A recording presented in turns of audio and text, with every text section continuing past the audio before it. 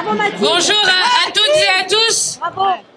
Mathilde Panot, présidente du groupe parlementaire de la France Insoumise. Bravo. Si nous sommes venus avec Ali Duyara, c'est d'abord pour dire notre affection à la famille, aux proches, aux collègues, parce que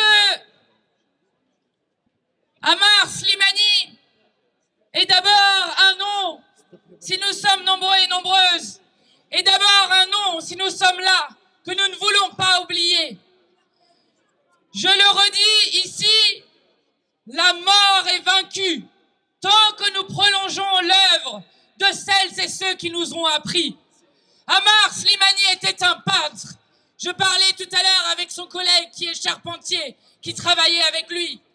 Ammar Slimani était quelqu'un qui était apprécié des habitantes et des habitants de Bobigny. Et d'ailleurs, vous n'avez qu'à voir le nombre de personnes que vous êtes ici pour comprendre que le meurtre raciste d'Ammar Slimani n'est pas un fait divers. Et si nous sommes là aussi nombreux et nombreuses pour demander justice pour Ammar, c'est d'abord parce que ce meurtre s'inscrit dans une flambée d'actes racistes qui a eu lieu dans cette dissolution avec la menace de l'extrême droite qui pouvait prendre le pays.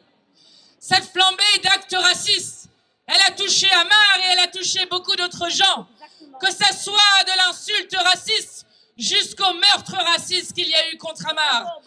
Et je le dis parce qu'il est important à tout moment de redire que jamais dans ce pays, et Thomas Porte est là, que jamais dans ce pays, nous n'accepterons qu'on trie nos concitoyens selon leur couleur de peau, leur religion, leur orientation sexuelle ou leur genre.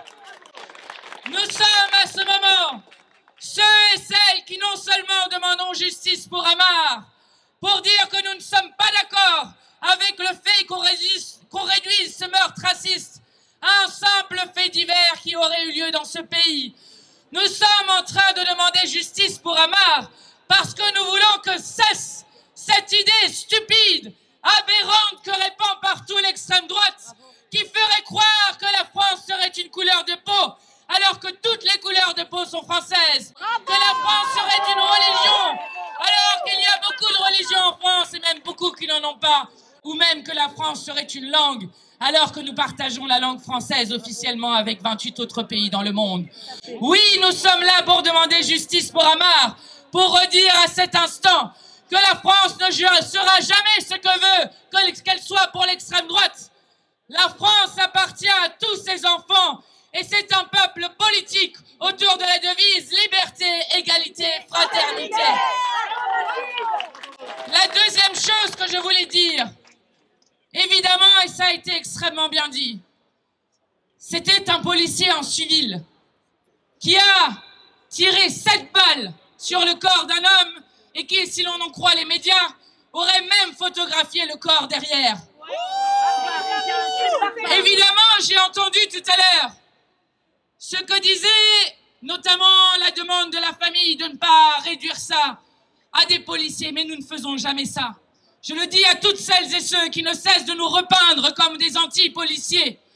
Nous sommes au contraire ceux qui défendront l'unité du peuple français et qui disons que c'est justement l'impunité policière qui détruit la République. Voilà ce qui doit cesser dans ce pays.